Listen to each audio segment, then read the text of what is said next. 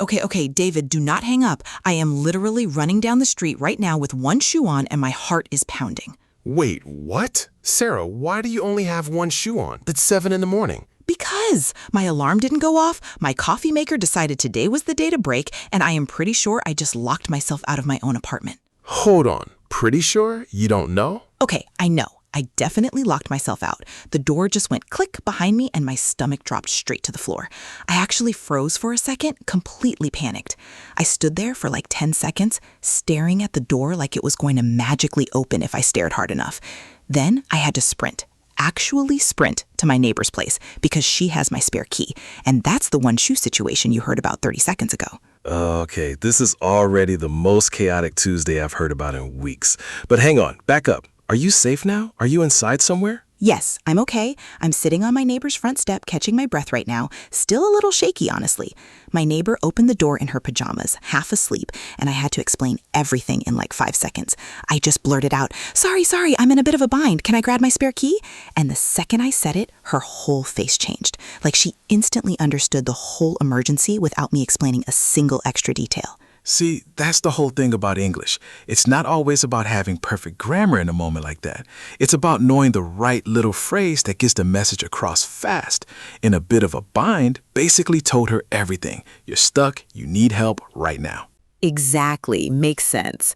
And actually, this reminds me of something way worse than this, if you can believe it. Remember my trip to Lisbon last year? I'm standing in the security line at the airport, bags already through the scanner, and I go to grab my passport, and it's just gone. Not in my bag, not in my pocket, nowhere. Sarah, no. I had to step out of line, dump my entire backpack on the floor in front of everyone, security guards watching, and basically start the whole check-in process from zero. All that waiting, gone. And I had to shuffle to the very back of a line that was now twice as long. I was mortified. Oh, that's such a specific kind of dread. You were completely back to square one. Like all the progress you'd made in that line meant absolutely nothing. Completely back to square one, yeah. For what it's worth, next time, maybe text me first. Give me a heads up before you start sprinting down the street so I don't have a mini heart attack too. Fair point. Anyway, bear with me today because between my apartment and my passport history, apparently I collect these stories. That's honestly the whole spirit of what we're doing today. So quick recap on that one. In a bit of a bind is being stuck and needing help. Back to square one is losing all your progress and starting over. Give me a heads up is letting someone know something in advance. And bear with me is just asking for a little patience. Okay, so tell me the rest because I need to know. Did you make it to work on time? Barely. I basically threw myself into the shower, got dressed in about 90 seconds, and then I texted my manager, running a few minutes behind, be there soon. My hands were actually shaking while I typed it. And then when I finally got to the office, out of breath, hair still wet, my coworker just looked at me and said, "Rough morning?" And I said, "You have no idea." Long story short, I got locked out and had to sprint here in one shoe. Nobody has time at 8:50 in the morning for the full 10-minute version with the coffee maker and the neighbor and the shoe. So running behind instead of I'm late and long story short to skip straight to the point. That's exactly the kind of shortcut English is full of. Honestly, I had my own version of that this morning too, believe it or not. Wait, really? What happened to you? I'll get into it properly later, but let's just say the second I opened my laptop, no coffee, no warm-up, I had to hit the ground running, straight into chaos. Before I forget, I need to touch base with my manager in about 20 minutes, so remind me to check the time. She'd actually texted me earlier too, saying, keep me posted on the presentation. So you started at full speed with zero warm-up, you've got a quick check-in call coming up with her, and she wants you updating her the whole way through. Every phrase you just used, you didn't plan any of it. It just came out naturally under pressure. That's actually the whole magic of it, right? Once these phrases are really in your head, they come out automatically, even during an emergency shoe situation. Even during an emergency shoe situation, yes. Okay, well, since the universe decided to give us the perfect real-life example this morning, let's actually get into it properly, because today's episode is exactly about this. It really is. So here's what's happening today, everyone. Listening in your car, on your walk, in your kitchen, wherever you are. We are diving into everyday English phrases, real ones, the kind you actually hear people say, not textbook stuff. Right, because there's a difference, isn't there? You can memorize 100 vocabulary words and still freeze up when your neighbor opens the door in her pajamas at 7 in the morning. That's exactly my point. Grammar rules don't help you in that moment. What helps you is having a phrase ready to go, something that just fits naturally into your mouth. So that's the whole idea behind today. We're going to walk through a bunch of these phrases, but not like a list, not like flashcards. We're just going to live through real moments, yours, and honestly, a fair amount of mine too, and let the phrases show up the way they actually would, with all the feelings attached. Yes, because honestly, that's how I actually learned half the English phrases I use. Not from a textbook, from being around people, hearing them in real situations, usually right in the middle of something stressful or funny or embarrassing until it clicked. And speaking of things clicking, after your one-shoe adventure, did you at least get a decent cup of coffee once you sat down? I finally made it to my desk, sat down, completely out of breath, and my coworker Priya leaned over and whispered, "You cut it close today, huh?" And honestly, the relief of hearing her whisper it instead of announcing it to the whole office was the best part of my morning. That rings a bell for me too, actually, because I almost missed my own meeting this morning for a completely different reason. Basically had my own version of your morning, just with a laptop instead of a shoe. Honestly, you just hit the nail on the head with that comparison. And I'm guessing you didn't have much of a plan going in. You just had to play it by ear? 100%, yeah. No fixed plan, just deciding as I went. So basically, cut it close means you barely made it in time. Rings a bell means something sounds familiar. Hit the nail on the head is describing something exactly right. And play it by ear is having no fixed plan and just going with it. Okay, I'm loving this energy already. Let's keep going because it sounds like there's a whole other story on your side too. There really is. So, funnily enough, speak of the devil, because right as we started this call, I was still thinking about it, and my devil today was a big client presentation. I found out at 8 a.m. that the meeting got moved up 2 hours, and my stomach just dropped. Oh no, David, that's brutal. So what did you do? Honestly, it was total crunch time. I had maybe 45 minutes to pull the slides together, and I could feel my hands getting cold, that specific kind of panic. And the printer chose that exact moment to jam, so my coworker had to loop me in on the shared file last second instead of printed copies. Once she looped me in, I had to drop everything else and focus completely on that one thing. Coffee on the sleeve is such a small detail, but it makes it so real. Were you at least on the same page with your coworker about what to present? Barely, because we didn't even have time for a proper meeting. We just had to jump on a call for 2 minutes before I walked in. On that call, I basically told her, forget the details, just cut to the chase and tell me the 3 numbers the client actually cares about. So did it go well? Honestly, standing outside that meeting room, I was so nervous I nearly turned around and left. But I didn't. It actually went really well, which still surprises me a little, even now. So let's see, the meeting popping up right when you mentioned it was speak of the devil. That whole rushed 45 minutes was crunch time. Your coworker bringing you into the shared file last minute was her looping you in. You had to drop everything else to focus on it. Being aligned with her was being on the same page. That fast 2-minute check-in was jumping on a call, and skipping straight to what mattered was cutting to the chase. Quick recap before we move on, because we've already covered a lot. So far today, we've used in a bit of a bind, back to square one, give me a heads up, bear with me, running behind, long story short, hit the ground running, touch base, keep me posted, cut it close, rings a bell, hit the nail on the head, play it by ear, speak of the devil, crunch time, loop someone in, drop everything, on the same page, jump on a call, and cut to the chase. That's already a serious list, and we're only on section 4. Oh, I know exactly where you're going with this. You do? Yeah, you're about to talk about us, aren't you? About EnglishFB? I am. Quick version for anyone brand new here. This is EnglishFB, and the whole point of the show is real, natural English, the kind people actually use, wrapped inside stories like this one instead of stiff text dialogue. That's it, exactly. No giant list to memorize, no pressure. You just listen, follow along, and let it soak in while you're making breakfast, commuting, whatever you're doing. And everything we covered today, you can genuinely use tomorrow in a real conversation with a real person. So if you're new, stick around. Today's a great one to start with. And if you've been with us a while, good to have you back. They do know the drill by now. Okay, detour over. Back to your crazy morning and my equally crazy train ride, which I still haven't told you about. Right. Let's talk commute for a second, because I feel like this is where so many of these little phrases live. Everybody's tired, half awake, and there's this whole shorthand language between strangers. 100%. When I finally got on the train, it was absolutely packed, and this guy squeezed in right next to the door and just said to everyone, "Sorry, just got to squeeze in here, my bad." And then there's the whole thing where someone asks, "Is the seat taken?" And if it's free, you just say, "It's all yours." And on my commute, a stranger actually helped me out because my card wouldn't scan at the gate and I froze up for a second, and this older woman behind me just said, "No worries, happens to everyone, take your time." My bad between strangers on a train instead of a full apology. It's all yours when the seat's free. No worries, carrying so much reassurance in such a small phrase. You'd never write any of these in a formal email to your boss, but between strangers, they're everywhere. It genuinely puts people at ease. Honestly, once you've lived in a city for a while, you just get the hang of it. All these little unspoken rules of the train. This actually reminds me of a party I went to a couple years ago, my friend's housewarming, where I knew literally nobody except the host. Oh, I hate that feeling. Standing there with the drink, not knowing a single face. Exactly that. My heart was actually racing a little standing near the snacks pretending to be busy.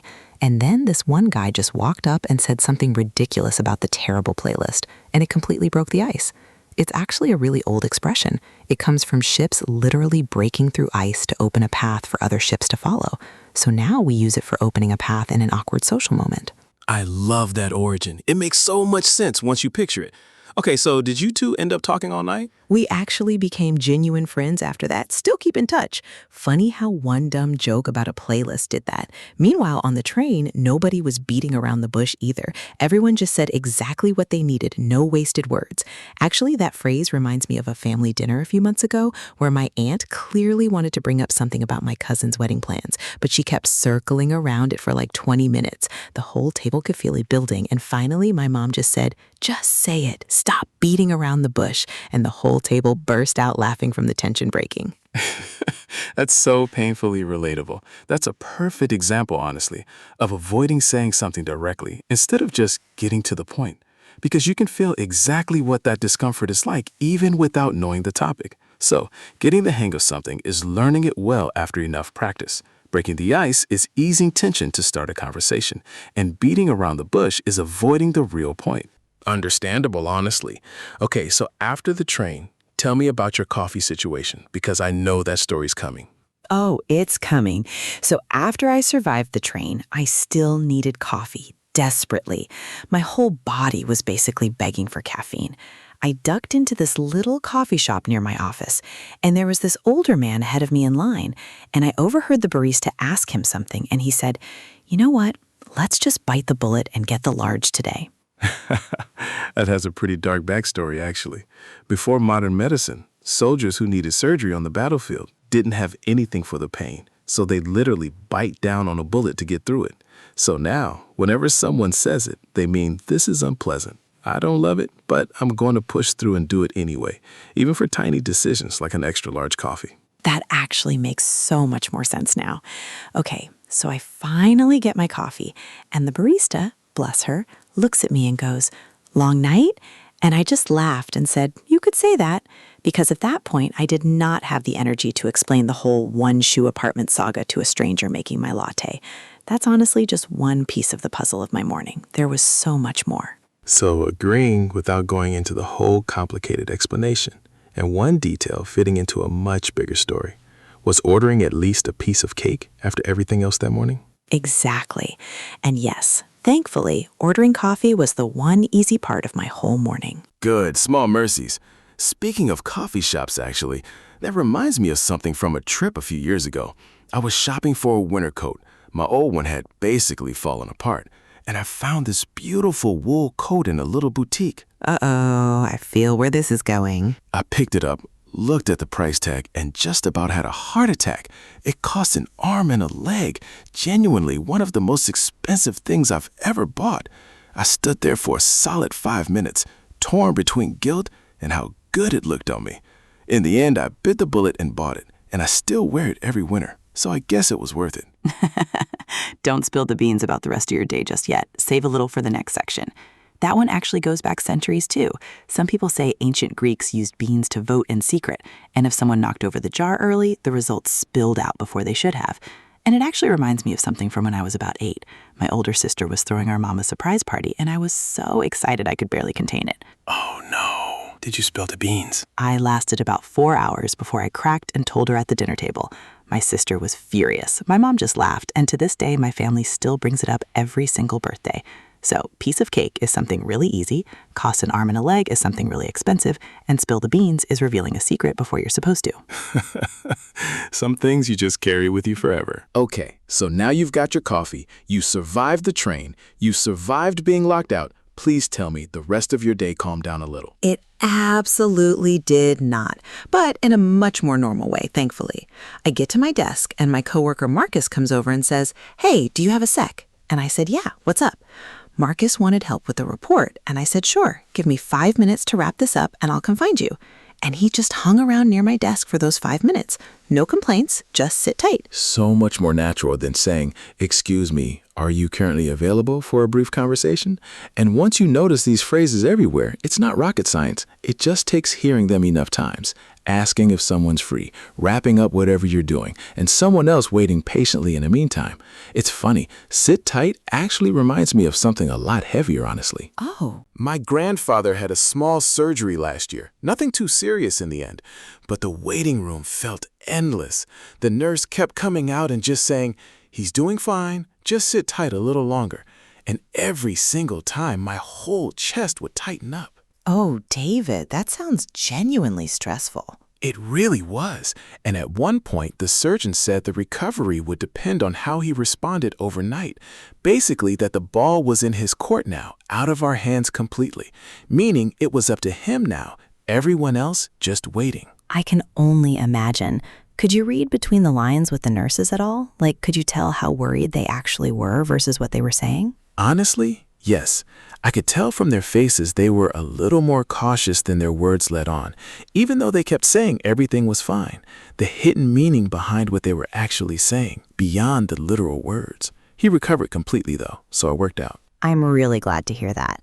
Okay, that was a heavier detour than I expected, but a good one. So after you finished with Marcus's report, what happened next on my side of things? Right. Lunchtime, I believe. Precisely. And this is where things actually got kind of funny because I ran into an old friend from college completely by accident, in the elevator of all places. Wait, no way. In the elevator? That's such a small world moment. I know. I hadn't seen her in probably 3 years. And the doors open and there she is and we both just freeze and stare at each other for a second. She goes, "Oh my gosh, it's been ages." And I said, "I know, right? It's been way too long. We have got to catch up." And this is a perfect moment to slip in a new word, too, because she used the word reminisce while we were talking. She said, "We should grab dinner sometime and reminisce about our old college days." That's such an awkward but wonderful moment. A really long time since you'd seen each other and wanted to sit down and share everything that's happened since. And reminisce is such a warm word, too. Thinking back and talking fondly about old memories. Not just remember, it's got this emotional pull to it. That's actually a good bridge into my own lunch because I had a small world moment, too. Oh, do tell. After my presentation went fine, I finally exhaled, and an old college roommate of mine happened to be in town for work and texted me out of the blue, "Hey, are you free to grab lunch? Long time no see." We ended up talking for almost 2 hours, way longer than planned. Such a nice reset after the chaos of my morning. He kept asking more and more about the presentation disaster, and I finally told him, "Careful, curiosity killed the cat. You might regret asking." So, long time no see is that same casual, friendly way of saying it's been a while, and curiosity killed the cat is warning someone that asking too many questions can get you into trouble. Exactly that. And actually, speaking of cats, my own cat, Waffles, is the literal embodiment of that phrase. Last month, she knocked an entire glass of water straight onto my laptop just because she wanted to know what was inside a paper bag on the table. Waffles paid the price for her curiosity. She absolutely did not learn her lesson either. She tried again the very next day. Okay, so after the elevator reunion, tell me about lunch itself. So I went with a couple coworkers to this little sandwich place down the street. And while we were in line, one of them, Jenna, was telling us about her weekend. And she said, "Honestly, I just wanted to unwind, so I didn't do anything, just stayed home and relaxed." Unwind is such a great word, slightly different from just relax. It's got this feeling of slowly letting go of stress, almost like untangling something wound up tight. Was she feeling under the weather too, or just tired? No, she said she was fine, just wiped out from the week, not sick or anything. So we get our sandwiches, sit down, and Jenna asks me how my morning was. And obviously I launch into the whole locked out one-shoe disaster story again. At the end of it, she just goes, "Wow, that's a lot to deal with before 9 a.m. And I said, "Tell me about it," meaning I completely agreed, no explanation needed. Of course you did. English is so sneaky like that. Phrases that sound like one thing but mean the opposite in context. My lunch had a similar little moment. When I told my old roommate about the printer jam and the coffee on my sleeve, he laughed and said, "When it rains, it pours, huh?" Meaning when something bad happens, other bad things tend to follow right after, all at once. And then he told me about a bad date he went on last year, where the restaurant lost his reservation, his card got declined, and then it actually started raining on the walk home, all in one night. Oh no, that's rough. He said after that disaster, he double-checked every single reservation himself before the next date. Once bitten, twice shy. Meaning after a bad experience, you get more careful about doing that thing again. He just laughed and said, "Sounds like a whole ordeal when I told him about my morning. A really difficult, unpleasant experience that tests you." Okay, so lunch wraps up, everyone heads back to the office, and the afternoon actually goes by pretty smoothly. Thankfully, no more disasters. Finally, some peace for you. Right? Around 4 o'clock, my manager stopped by my desk and said, "Hey, great work on that presentation earlier. Seriously, well done. You earned it. You've been putting in the work all week." And that I'd really gone the extra mile on the client slides, which made my whole day. So making a real consistent effort over time, not just one lucky moment, and making more effort than expected on top of that. That's a nice moment in the middle of a chaotic day. It really was.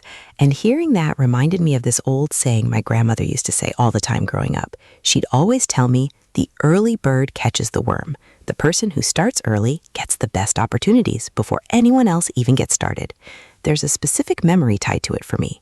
When I was about 10, there was a local science fair, and my grandmother woke me up at 6 in the morning and made me go set up our project before anyone else arrived. I was so annoyed, grumbling the entire car right there. But because we got there first, we got the best table, right at the entrance where every judge walked by first.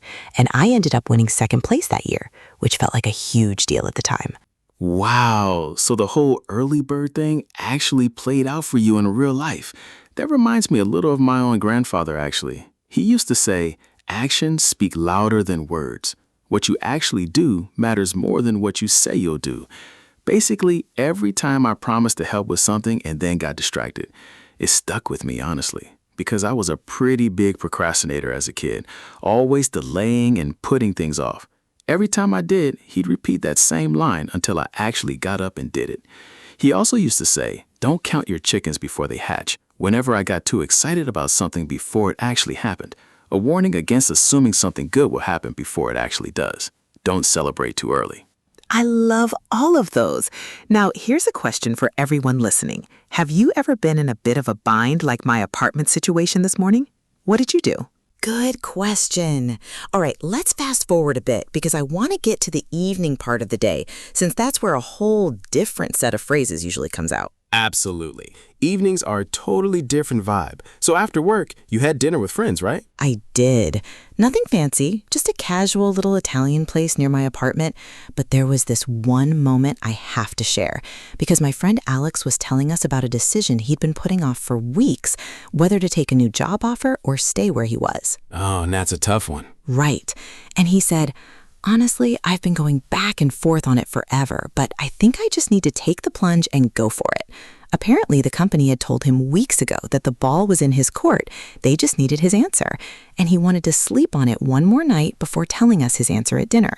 And once he decided, he wanted to get the ball rolling with HR first thing tomorrow. So finally committing to something big after hesitating for a while. It literally comes from the idea of jumping into cold water.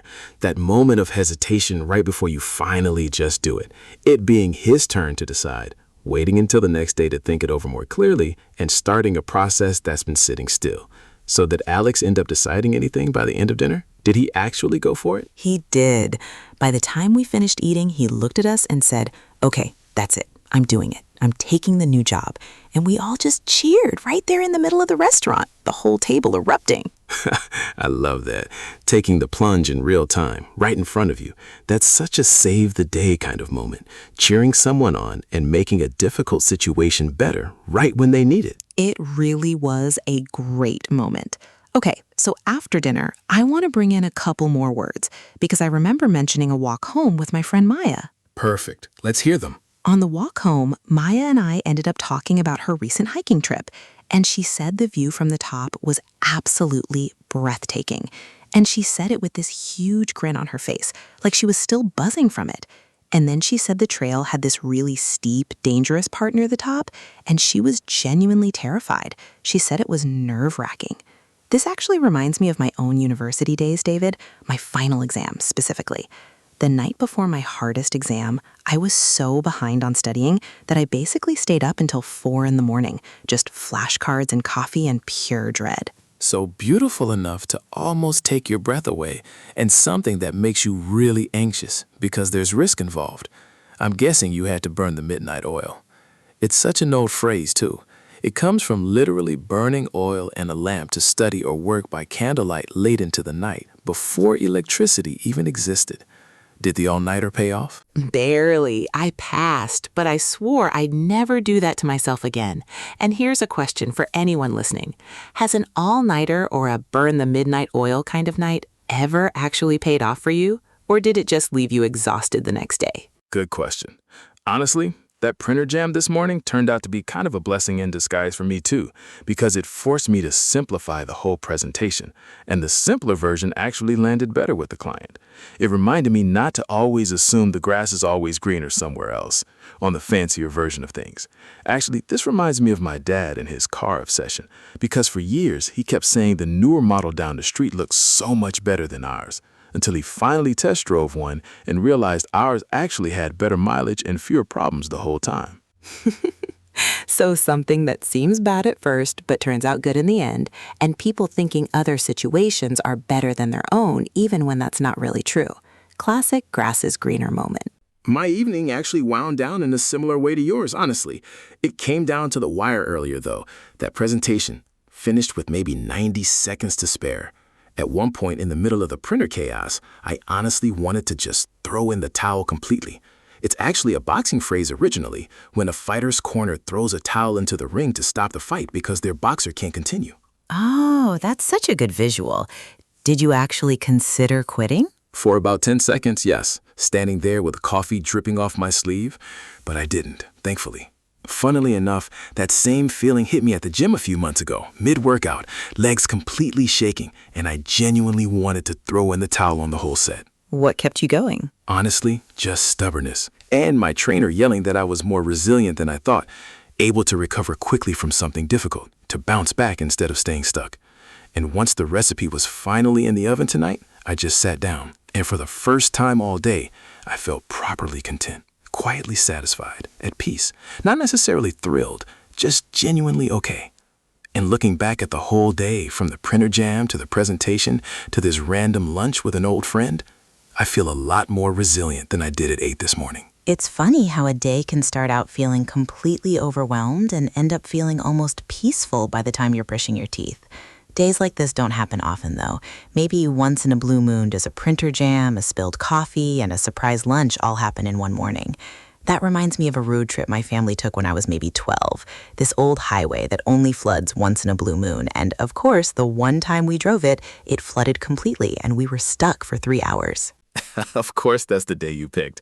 So, having so much going on, it feels like too much to handle, and something that happens very rarely? Bang on. Our luck. And I have to say, even with all the chaos today, you and I actually see eye to eye on something important, that the small phrases matter just as much as the big vocabulary words. Agreeing, sharing the same opinion. Exactly. Though, take it with a grain of salt if I say my day was harder than yours. Don't take it too seriously. Treat it with a little healthy doubt. Because honestly, one shoe versus one printer jam, it's close. Exactly. We'll call it a draw. At least neither of us had to worry about making ends meet today. That's something. Having just enough money to cover your basic needs. Nothing extra. That one always makes me think of my parents, actually. Back when I was a kid and money was tight, My mom used to take on extra shifts just to make ends meet. And I only really understood how hard that was once I got my first apartment and saw my own bills. That's honestly one more question for everyone listening. What's the most expensive thing that's ever cost you an arm and a leg? We genuinely want to know. It really does add up when you look at it all together. And that's kind of the challenge I want to leave everyone with today. Tomorrow, as you're going through your own day, just try to notice those little natural moments and see how many of these phrases you catch yourself using or hear other people using around you. I love that as a little challenge. And once you start noticing them, you really can't stop. It's like once your brain learns to spot the pattern, it just starts appearing everywhere. They really do. And that's genuinely the whole goal here at EnglishFB. Not to hand you some giant overwhelming list to memorize, but to help your ear and instinct get used to how English actually flows in real, emotional, everyday moments. The kind with actual stories attached to them. Little by little, story by story, day by day, it really does add up. Well, on that note, I think that's a great place to bring today's episode to a close. David, thank you so much for finally telling me about your printer jam, your hospital waiting room, and your coffee-stained sleeve, because I was starting to think you just sat in meetings all day being calm and mysterious. Far from it, clearly. And Sarah, thank you for the passport disaster, the surprise party confession, and the one-shoe apartment saga, all in one episode. Anytime, honestly. And to everyone listening, wherever you are right now, whether you're walking, cooking, commuting, or just relaxing before bed, thank you so much for spending this time with us. Seriously, thank you. And remember, you don't have to use every single phrase we talked about today right away. Just pick one or two that really stuck with you. Maybe take the plunge, or bite the bullet, or even my bad, and try slipping it into a real conversation this week. That's such good advice. Small steps, real practice, that's really how it all sinks in over time. And if you enjoyed following along with our 2 very different days today, leave a comment and tell us which phrase you'll use this week. We genuinely read every single one. We really would love to hear that. So until next time, keep listening, keep noticing, and keep practicing a little bit every single day. And whatever your day looks like tomorrow, I hope it's a little less chaotic than mine was today, printer and all. Fair enough. All right, everyone, take care, and we will catch you in the next episode. Bye, everyone.